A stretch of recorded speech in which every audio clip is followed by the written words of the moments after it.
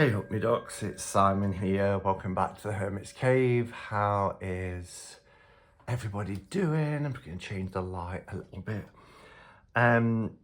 So yeah, I've just got home from work. I'm so tired. I had an amazing trip to London. I did put the video up.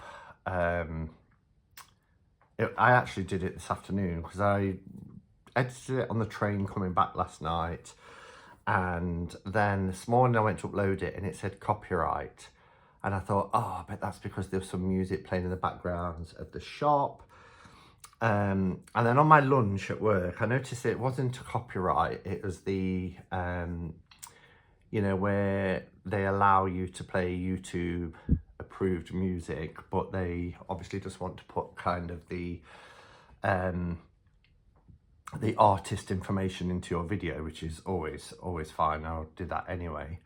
And that was for the background music for the pictures, so it wasn't anything, because they're less than 10-second clips. So I made it live because I thought, I'm gonna have to wait tonight to get home and sort all the copyright stuff out, but it wasn't what I thought it was. So it went up a few hours ago. Absolutely a fantastic day. The ABBA show, if you're in the UK, or even if you're not in the UK and you're thinking of visiting the UK, the ABBA Voyage show in the purpose-built ABBA arena is mind-blowing. And that's all I'm going to say. If I could sum it up in one word, the word would be spectacular. Never experienced anything like it. Yeah, so no other spoilers, but do go and see it if you're ever in the London area. Anyway, we had a little bit of a wander around London and we went to Watkins Books, which is always a bonus. It's weird really, because I've not been to Watkins for 5 years. And when I think of everything that's happened in that time since, I can't quite believe it. I mean, the last time I went to Watkins was the first time I ever met Sandra. And I feel like I've known Sandra a lifetime, but I met her there in 2018. It's also the last time I went to London, because then I started a new job, whereas the old job I used to be in London like 3 times a year. This job doesn't need me to go to London. And so, but walking back through the doors of Watkins was just like it was a couple of months since I was there. And I think about the pandemic that's happened in that time. And yeah, it's really bizarre. But the eagle-eyed amongst you, if you watch the video, it's called That London, because of our joke on Saturday during Cup of Ketchup and Cards, will have seen that I went to the shelf and I picked up a deck. And the deck is the Somnia Tarot. Now, I know this isn't a new deck. It's been out a while. But the beauty about Watkins, more so over the last few years, because when I first went to Watkins, it was only really mass market decks. And then I noticed they had a couple of Robert M. Place decks, but they've got Cilla Conway's decks. They've got lots of indie decks. Still, mainly mass market decks, but I love that they have some indie decks as well. And Sandra had mentioned that the last time she'd gone to Watkins Books, she saw that they had the Somnia. It was a little bit more than I would normally pay. So it was £65, as you can probably see from the sticker here. And that was a deciding factor in me not getting the accompanying book, because paying 65, and it does have a very, more like a pamphlet than a little white book, but it's got card descriptions. But I thought to myself, well, do you know what? I had a budget, which I went right to. And I did want to pick up a couple of decks. And I thought, if I was to buy this from overseas, have it shipped and everything else, and probably pay tax, I'd pay more than that. And I want to support independent shops that are stocking independently produced decks, because it's quite rare over here. So I decided to do it. The other deck that I bought, and my budget was £100. I'd saved for it and that was it. And I saw the Alchemical Tarot Renewed, which I'd already got the one that's in the lovely green cloth covered box. But this is the Blue Sky edition. And I had seen it and I thought to myself, well, I'm not spending more than £100. So this is 65. This needs to be 35 or less. Chances of it being that for an independently produced deck is very slim. Turned it over and it's exactly £35. I also had a little stamp card that's 5 years old and I didn't know if it would still be valid, and she said it was, and she gave me another one that's half done, so it took £10 off as well, so I got £10 off this. I will do a video showing the difference between the green edition, this is the quintessential edition, and the Blue Sky edition. And the reason why I decided to get this is A, I love Robert M. Place's art. I love the crispness, the line work. I just love it. But I also really love the Alchemical Tarot. Probably on a par with Sevenfold Mystery. I really love Sevenfold Mystery. So, you know, if there's a Robert M. Place deck, I'm probably going to get it. Anyway, enough rambling, because we're here to see the Somnia Tarot.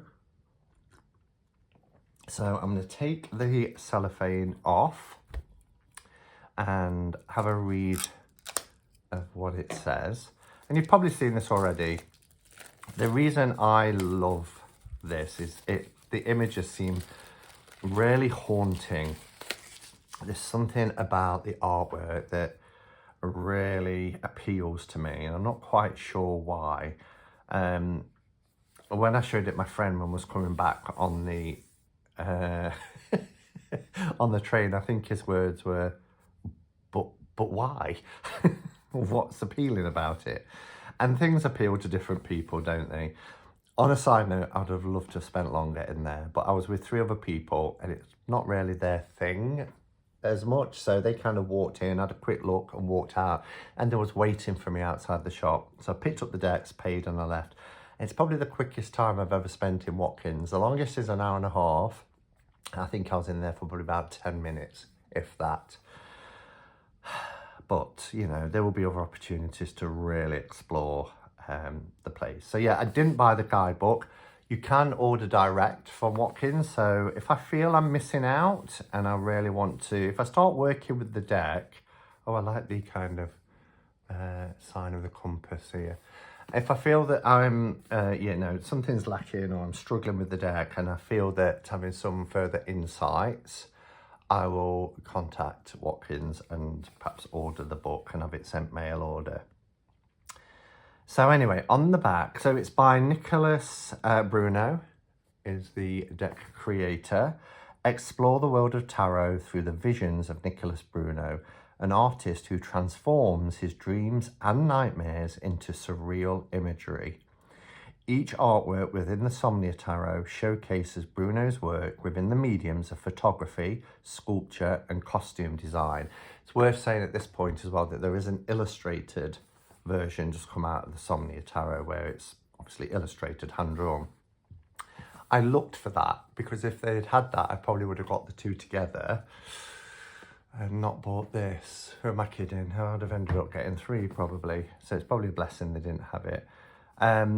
But, you know, if they're stocking this artist's work, and I asked, you know, and they hadn't heard of it, so it's very new out.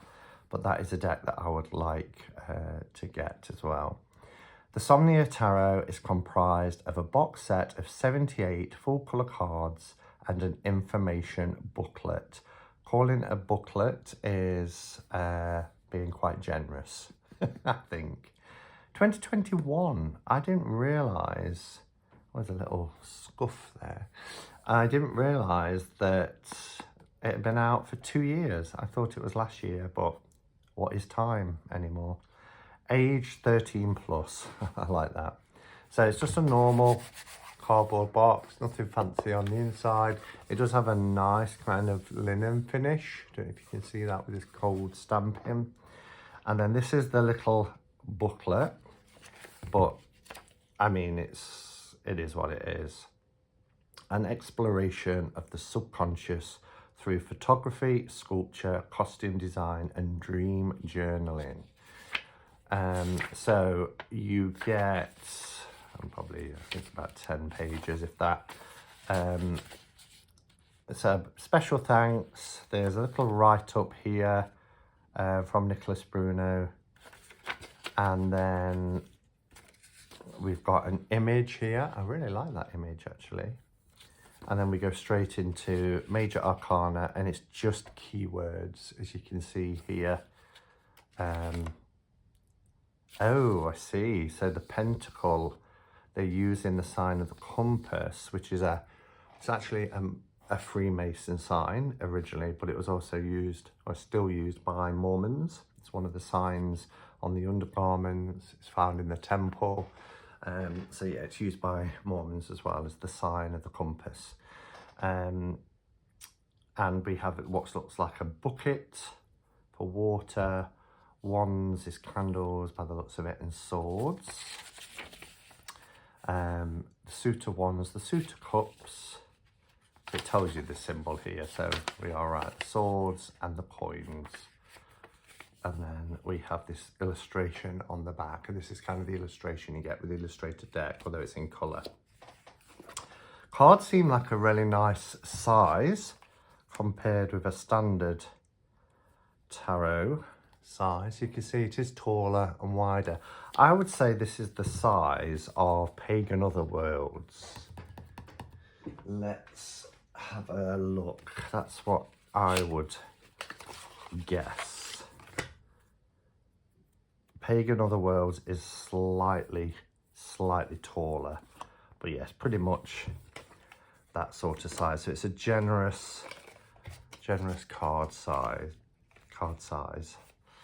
Let's put that back on the shelf. All right, so make sure I don't damage any cards. There we go. So we'll take off the cellophane.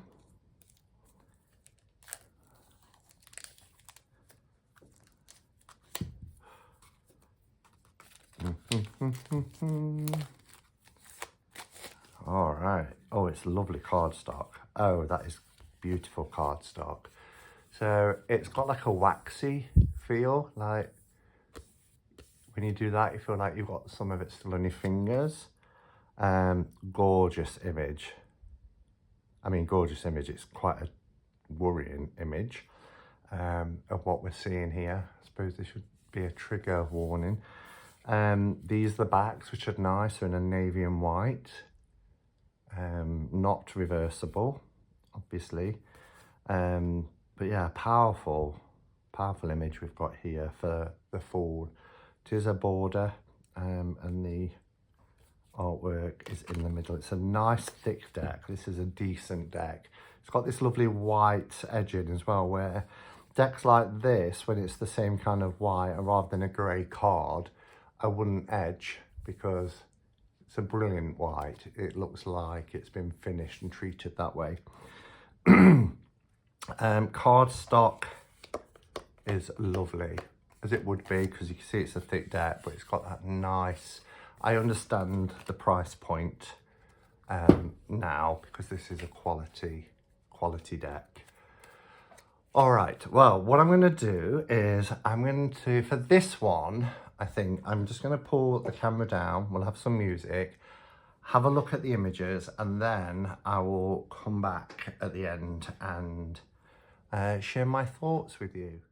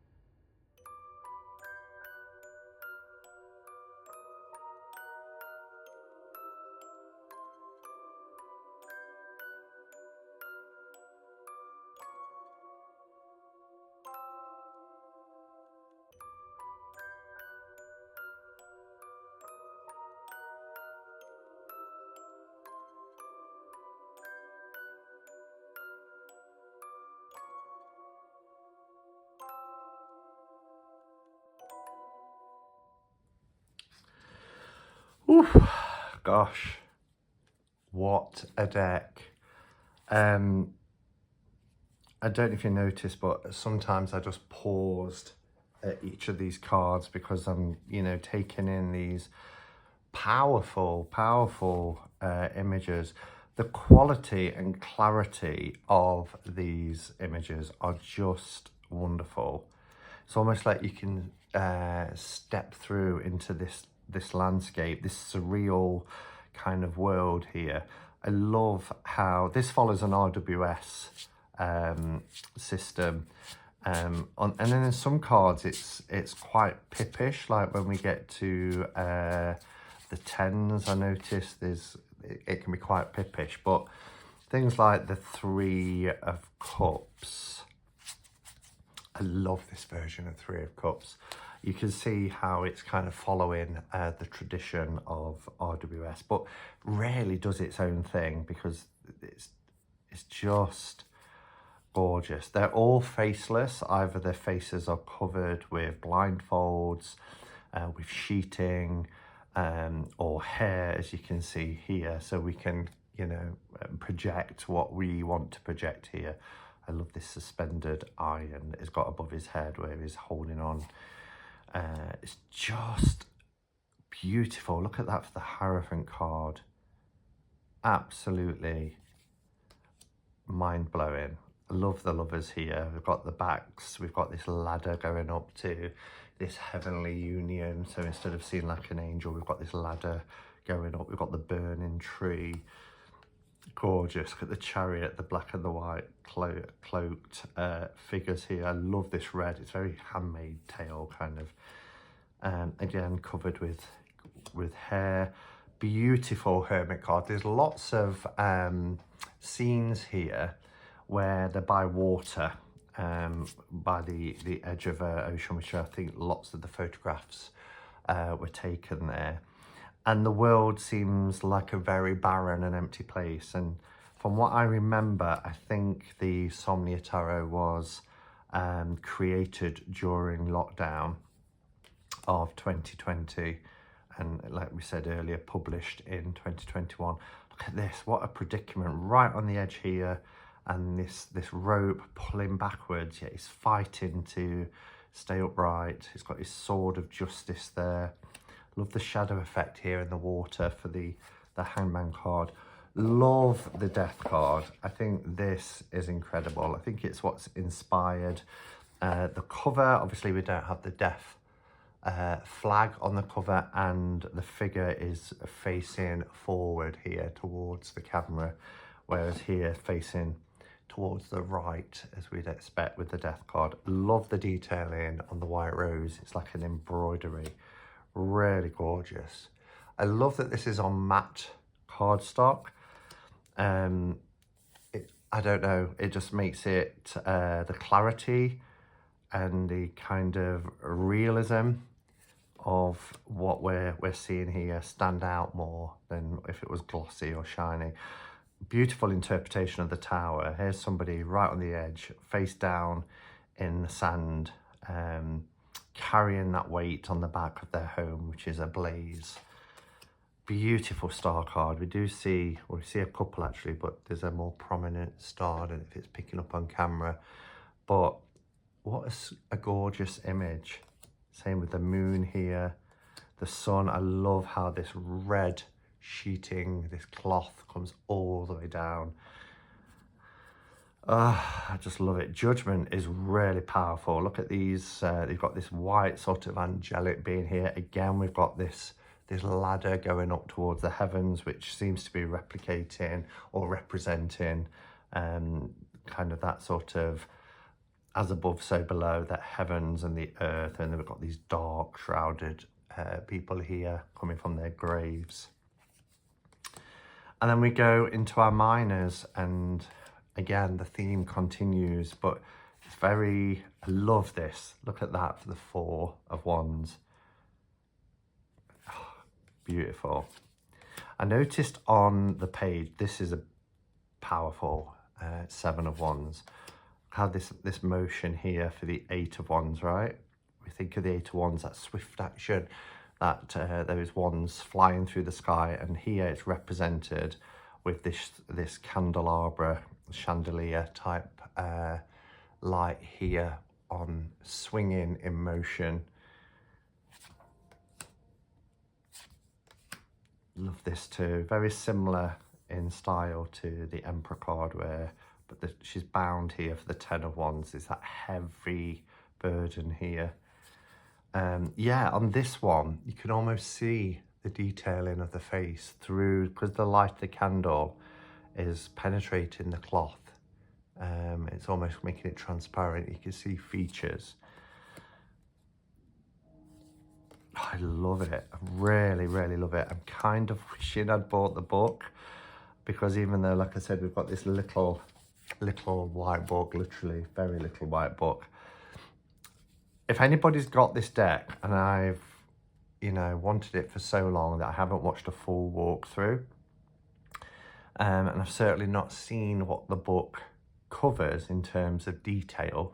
If anybody's watching this and they have this deck and they bought the book, please do tell me if the book is worth the investment, because that was a deciding factor. Paying £65 for the deck, I didn't want to pay extra for the book. Again, quite pippish here, but I really, even more so here, I really love what's happening here with the water pouring and cascading down.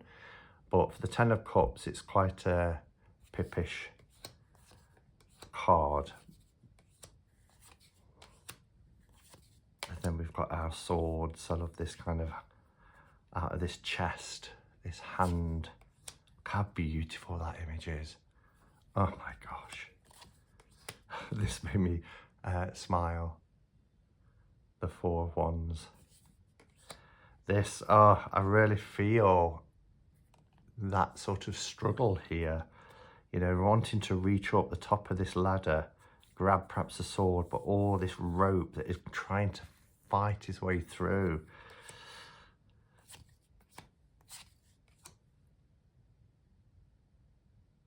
And that's a brilliant Eight of Swords as well. It's very swampy. She's bound here with a rope around her arms and torso, but there's also having to wade through this kind of sludge.